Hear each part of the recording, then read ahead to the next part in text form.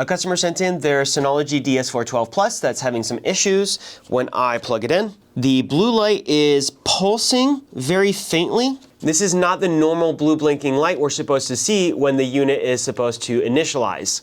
Additionally, we'll notice the fans are not spinning, so the unit is not really powering up. Let's go ahead and take it apart and identify why this is happening. For this unit, I have 2 screws on the back, and I'm going to slide the cover this way and this little chunk that way. Just like that. There we go. And now we should be able to remove the cover. I'm going to remove the module over here for the fans. Now that slides out.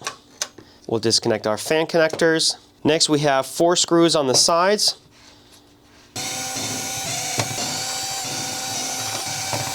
I'm going to put my hand on the motherboard and lift out this piece. Now we can lift the motherboard out.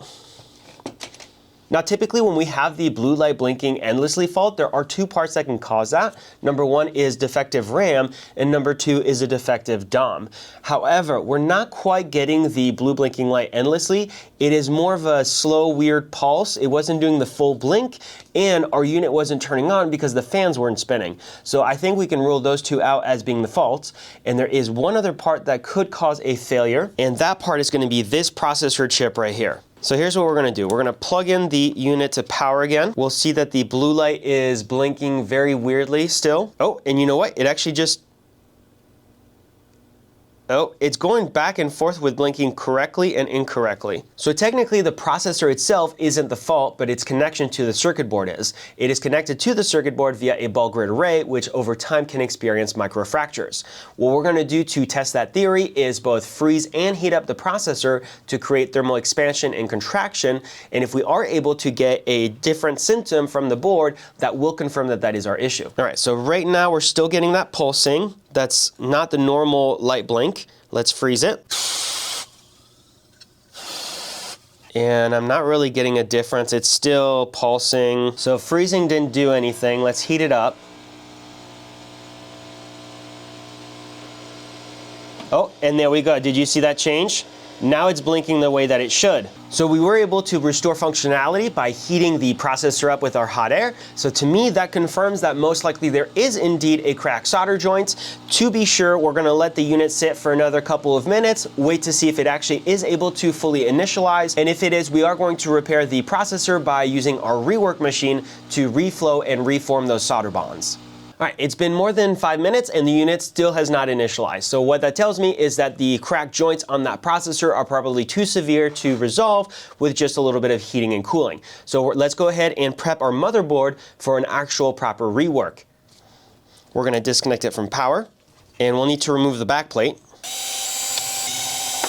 We'll also want to remove the RAM and any other sensitive devices or parts. That's going to include our CMOS battery and our DOM over here.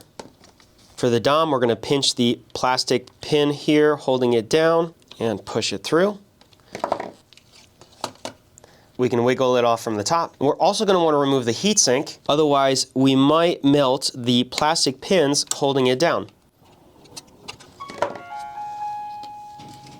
Next, we're going to want to protect the rest of the board that is sensitive, such as the plastic or the electrolytic capacitors. So for that, we're going to be using aluminum tape. We'll also protect the CMOS socket. And finally on the back, we're going to want to protect these plastic connectors. Now that our board is prepped, let's go ahead and bring it to the rework machine. The rework machine will very precisely heat up the circuit board from the bottom and the chip from the top until we reach the solder's melting point. We're going to let the machine run for just a minute or so to allow the board to warm up and then add our flux. The flux is a cleaning agent in soldering that removes oxidation and improves solder flow to ensure strong, reliable electrical and mechanical bonds.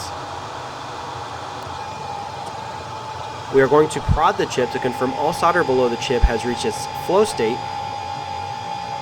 and it has. Now we let the chip cool down. I've reinstalled the DOM, I've reinstalled my RAM and my CMOS.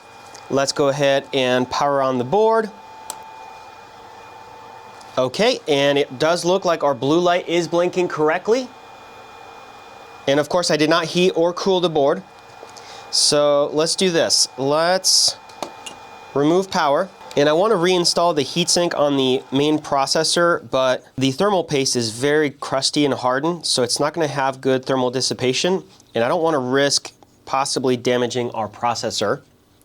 So let's remove the original thermal paste here, and we're going to put a fresh layer of new MX4. And for this, I'm just using a Q-tip and isopropyl alcohol, and I guess a little bit of proprietary elbow grease. All right, our processor is now nice and clean, but the heatsink still has a little bit. All right, and we can now add our MX4. Let's make sure we have good spread, and it looks like we're missing a little bit down here. All right, and that should be good. Let's go ahead and lock in the heatsink. Plug in the main board again.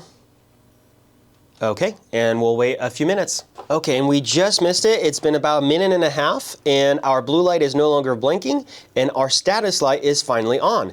So that does confirm to me that we have a successful repair, but let's go ahead and put it all back together and make sure that it can be detected on the network. The unit has been put back together, reinitialized, and is now detectable on the network. So we have a successful repair. If you have a DS412 Plus that you would like to send in for us to fix, we do offer flat rate services, which come with a 1-year warranty. Those are available on our website, which I will link in the video description down below. Otherwise, if you found the video helpful or useful, leave us a like, subscribe for more content, and thank you for watching.